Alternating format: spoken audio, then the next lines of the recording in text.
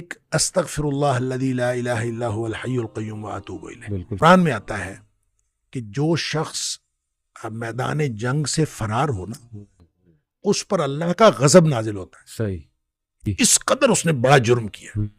نبی کریم صلی اللہ علیہ وسلم فرماتے ہیں کہ جو شخص سوچ سمجھ کر 3 دفعہ یہ پڑھ لے، استغفر اللہ الذی لا الہ الا هو الحی القیوم واتوب الیہ، 3 دفعہ سوچ سمجھ کے پڑھ لے، نبی پاک صلی اللہ علیہ وسلم نے فرمایا اللہ تعالیٰ اس کے سارے گناہ معاف کر دیتا ہے، چاہے وہ میدان جہاد سے فرار ہوا ہو. اللہ اب اندازہ کریں پیچھے بات کیا رہ گئی. اللہ، یعنی اتنا بڑا اگر گناہ اس سے سرزد ہوا ہے اور وہ اللہ سے معافی مانگتا ہے، استغفر اللہ الذی لا الہ الا هو الحی القیوم، 3 دفعہ یہ کہتا ہے تو اللہ تعالیٰ اس کے سارے گناہ معاف کر دیتا ہے. پھر حدیث میں آتا ہے کہ سبحان اللہ و بحمدہ، صحیح، جو شخص یہ 100 دفعہ پڑھتا ہے صحیح، سبحان اللہ و بحمدہ، بس اتنا، صحیح، اور اللہ تعالیٰ اس کے گناہ معاف کر دیتا ہے چاہے سمندر کی جھاگ کے برابر ہو. کیا بات، یعنی جتنے بھی گناہ ہیں اللہ صحیح، تعالیٰ معاف کر دیتا ہے. بالکل ٹھیک. تو یہ اسی طرح جو اللہم اجرنی من النار ہے، جی ہاں، جی ہاں، یہ 7 دفعہ اگر کوئی شخص صبح کے وقت پڑھ لے، صحیح، 7 دفعہ شام کے وقت پڑھ لے،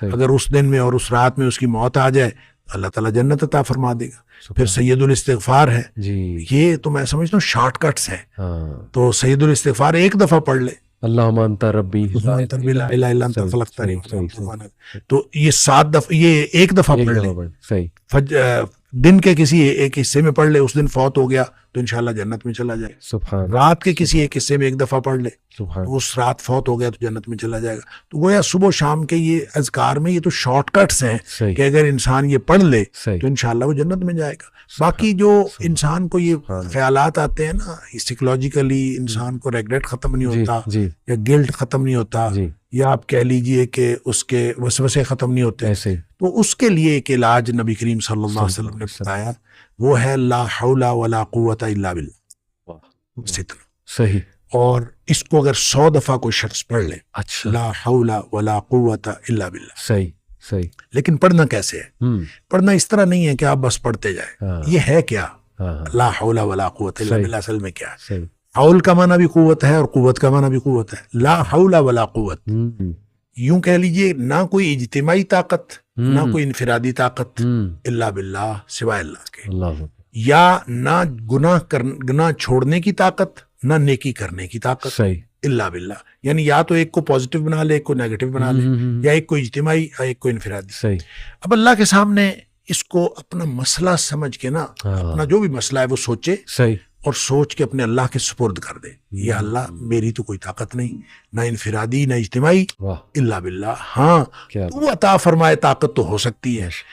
کیوں میں اس کو کہتا ہوں یہ بے بسی کا کلمہ ہے.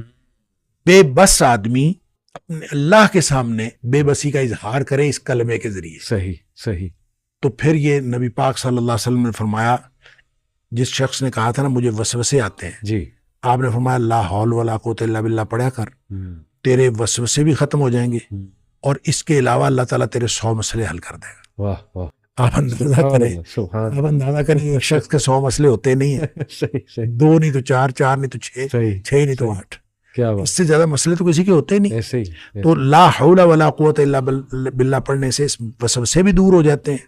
اور اس کے علاوہ، اور وسوسے جب حدیث میں اس کا لفظ وسوسے آتا ہے تو میں اس کا سمجھتا ہوں کہ اس سے مراد سائیکولوجیکل پرابلمس ہیں. تو جتنے سائیکولوجیکل پرابلمس ہیں وہ اس سے حل ہو جاتے ہیں. خوبصورت، اللہ کا ذکر ہر اعتبار سے بہترین ہے، لیکن بعض تو بالکل ایسے ہیں جیسے وہ تیر بہدف ہیں. کیا بات. تو اور یہ شیخ اس کو جنت کے خزانوں میں سے بھی، بالکل اس کو لا حول ولا قوت الا باللہ، اس کو نبی اکرم صلی اللہ علیہ وسلم نے جنت کے خزانوں میں سے خزانہ بھی قرار دیا.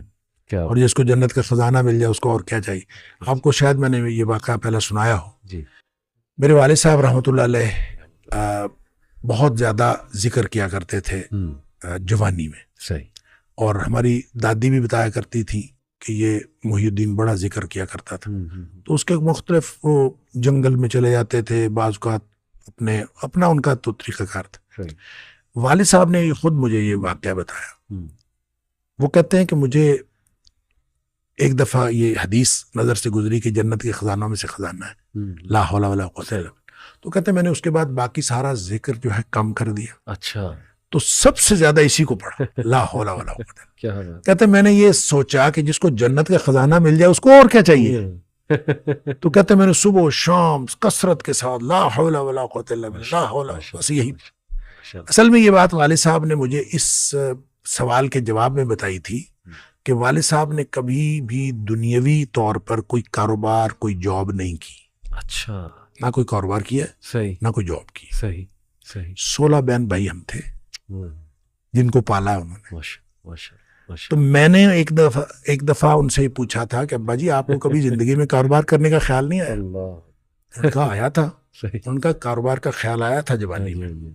پھر انہوں نے یہ واقعہ بتایا ان کا، جب یہ میں لا حول ولا قوت الا باللہ بہت زیادہ پڑھتا، اس سے پہلے کہتے ہیں میں سوچا کرتا تھا صحیح کہ میں کوئی کاروبار کر لوں، صحیح، تجارت کہتے ہیں مجھے بہت پسند تھی، اس لیے بھی پسند تھی کہ نبی پاک صلی اللہ علیہ وسلم کو تجارت پسند تھی، اور اس لیے بھی کہ نبی پاک صلی اللہ علیہ وسلم فرمایا اس میں بہت زیادہ برکت ہے۔ صحیح کہتے میں سوچا کرتا تھا، کیا نہیں کبھی۔ صحیح، تو جب لا حول ولا قوت الا باللہ میں نے بہت زیادہ پڑھا، کہتے ایک دفعہ خواب میں مجھے اللہ تعالیٰ نے دکھایا کہ میرا یوں کر کے دھڑ جو ہے وہ آدھا کر دیا گیا، اچھا آدھا کر کے مجھ سے الگ کر دیا گیا، اچھا، اور میرا آدھا دھڑ الگ ہو گیا، لیکن میں باقی کا پھر بھی مکمل ہوں۔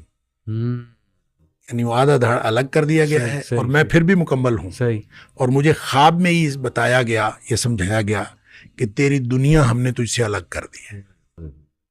جنت مانگتے تھے نا، اللہ، تو ہم نے تجھ سے تمہاری دنیا الگ کر دی ہے۔ ہاں، تو والد صاحب یہ فرمایا کرتے تھے کہ اس کے بعد مجھے زندگی میں کاروبار کرنے کا خیال بھی نہیں آیا۔